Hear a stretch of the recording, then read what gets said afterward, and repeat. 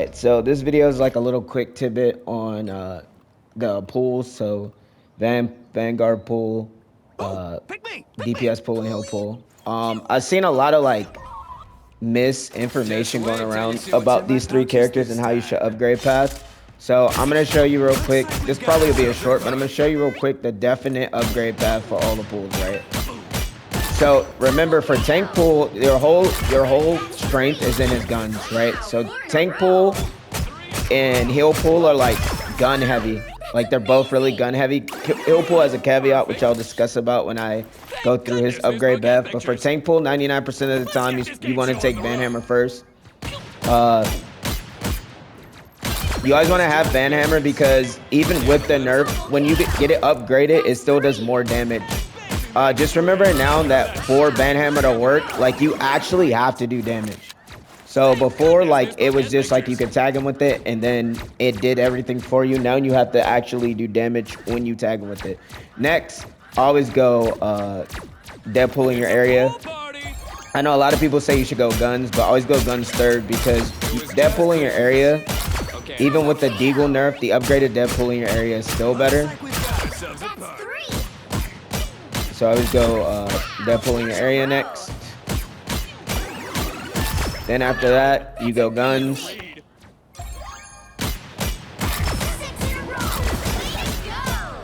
Just phone these guys real quick. I should have probably started this when I had the flow, but whatever. Then you go dash. You always want to go movement before the shield. I've seen a lot of people say you should get the shield third or fourth. Absolutely not. You always want to go movement before shield because this shield isn't really like a...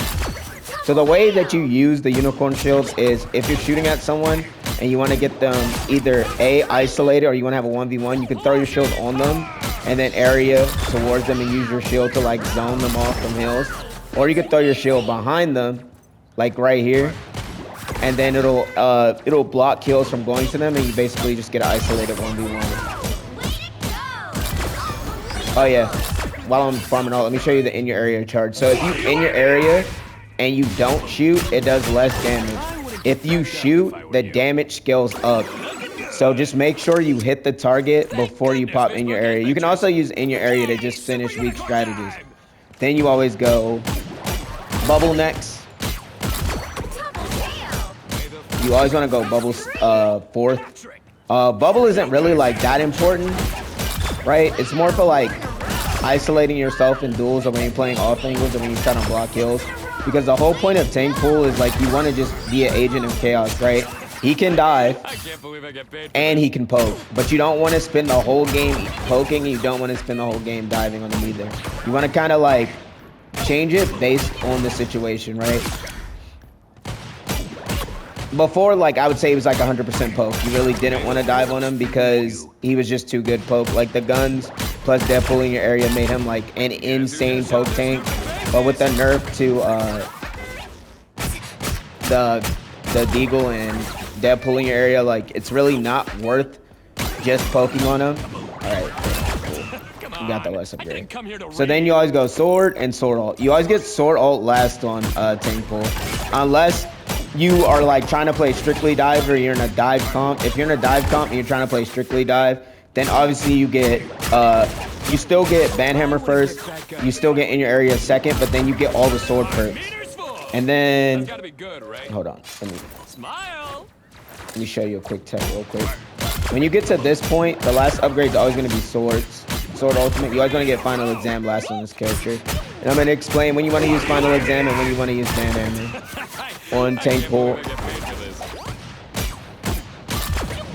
So the easiest way I can explain the two, because I spam the two all the time, it depends on what you're doing. So like if you're in a sustained team fight, right? If I'm in a team fight and we don't have a healer, like we're down a healer and I'm in a team fight and I think we could win the team fight, you can use the final exam to carry team fights, right? So basically how the final exam works, and I'll show you when I get it back. It's a little bit harder to get the SS rating on heal pool or tank pool than it is on heal pool and DPS pool because both of them have the boomerang and then the bunny hop mechanic that just resets it. The tank pool does not let you infinitely bunny hop, so that kind of sucks. But I'll show you how to spam it if you get it or when you get it.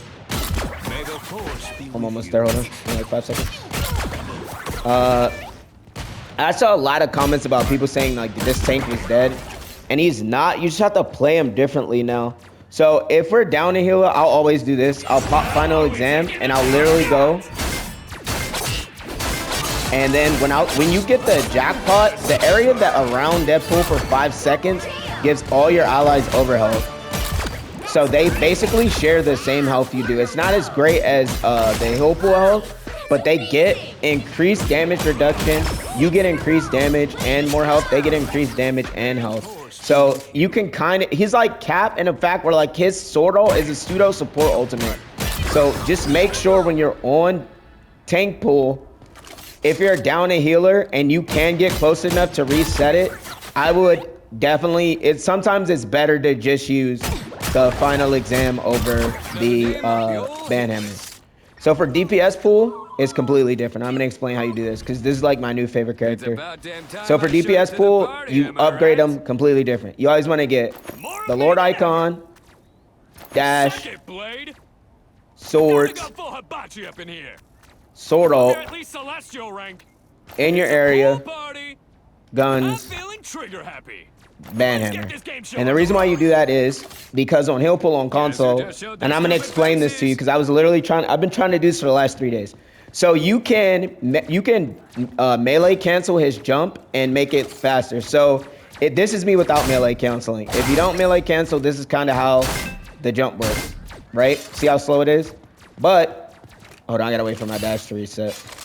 But there's another way you can do it, and it's like actually insane. So basically, the quick way to kill people on this character is you pop your in your area. Oh shit, you throw. Damn, I'm fucking up. Hold on. I like fucked it up. Give me like 5 seconds. Let me get the cooldown back. I like messed it up. Don't do that. I had the wrong button. So you pop your in your area, you throw the boomerang, you switch the swords, and then you just do this. You literally just spam this. So what I'm doing basically on this input is you slash, you dash, and then you hit melee. As soon as you see Deadpool's feet touch their head again, or you reset with the jump, you hit melee. Because when you do it properly, it looks like this.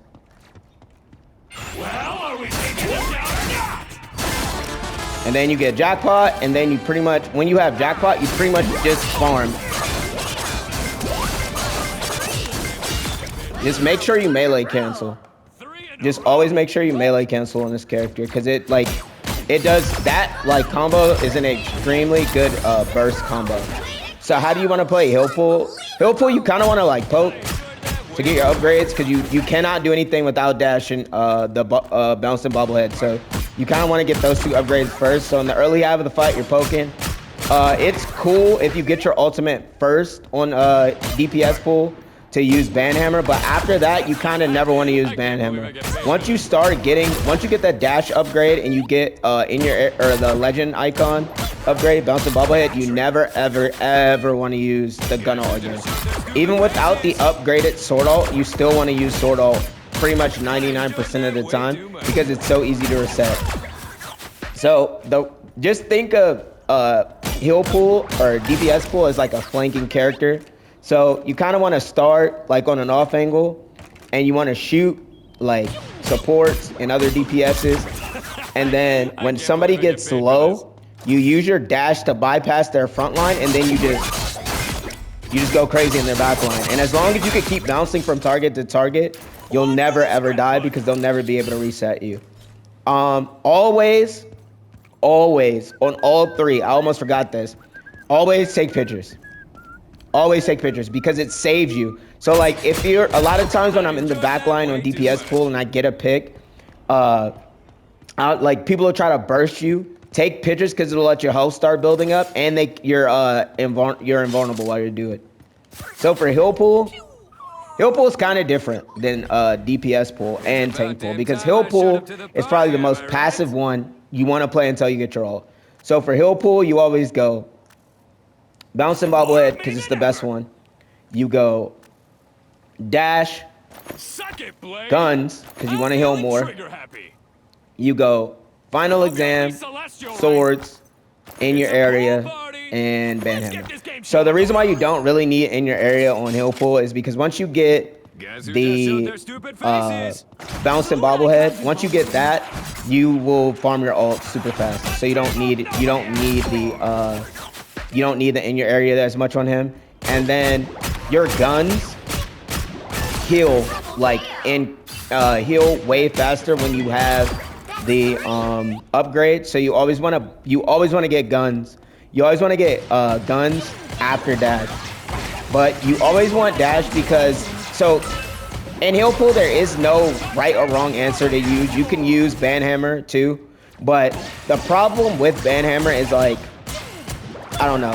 Banhammer's good because like you can activate it from a safer range, right? And then you give your team a huge area of AoE healing.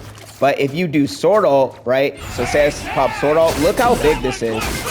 And then you can melee cancel like you do on Hill Pool, and then when you get the jackpot, you literally heal your team for 1800 health from the circle.